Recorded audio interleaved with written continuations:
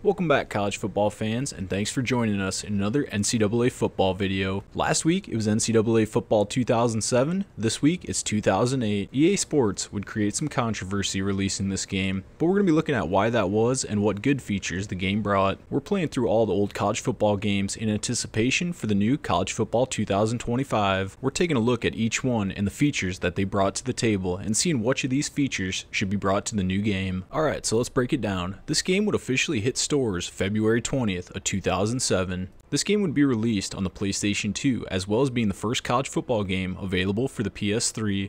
It would also be released on the original Xbox and Xbox 360. As we discussed in last week's video, NCAA Football 2007 was better on old gen consoles like the PS2 and the Xbox. Now that EA had some more time and more people were upgrading to these new consoles, they could finally put some time and effort into making a next gen game. Right off the bat, we're greeted with a new loading screen, which I personally enjoy. It gives the game a little bit more flavor. It's small changes like this, and also new game modes that keep players coming back. Graphics wise, this game would look night and day compared to 2007, really showing off what those Xbox 360s and PS3s could do. Along with the graphics and better lighting would come brand new jerseys, helmets, and redesigned stadiums. Upon entering a game, we'd be greeted by the official weather channel giving us the weather report. This would be new for 08, but we'd lose the pregame booth animations, but we'd still get the pregame predictions. The overall gameplay mechanics would feel very smooth and have a lot of comparisons to 2007 and 2006. One of the biggest features added that's been in college football games since was the Super Sim. This was really nice for playing in games that you didn't really care about and wanted to sim half of it and only play when it mattered. The controversy with this game would be on the old gen consoles, where it felt like the game could be unplayable at points. Players would experience a lot of low frame rates as well as freezing.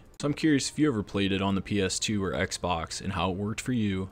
For our game modes, they'd look fairly similar to 07, having Dynasty, Campus Legend, Minigames, and Practice. Minigames would be the new addition here, adding Tug of War, Bowling, and Option Dash. The Tug of War mode would stand out on these features, being one of the best to play with friends. It's a very fast-paced setup where you try and drive the field, getting one play at a time and seeing which team can score. Having small game add-ons like this make it fun and make the playability of the game last longer. And I could see a feature something like this fitting in perfect for College Football 25 online. One of the cool things about this game is booting it up to your trophy case and being able to look at your past accomplishments, as well as have some of the highlights playing up on the big screen. The cover athlete for 08 would be Boise State's quarterback Jared Zabransky. 2008 sometimes gets a bad rap, and I believe it's because of the last gen holding it down. It's a very enjoyable game, and I believe more fun than 2007. Dynasty would play fairly similar to the previous games. We'd get a new ESPN tab as well as a whole new menu.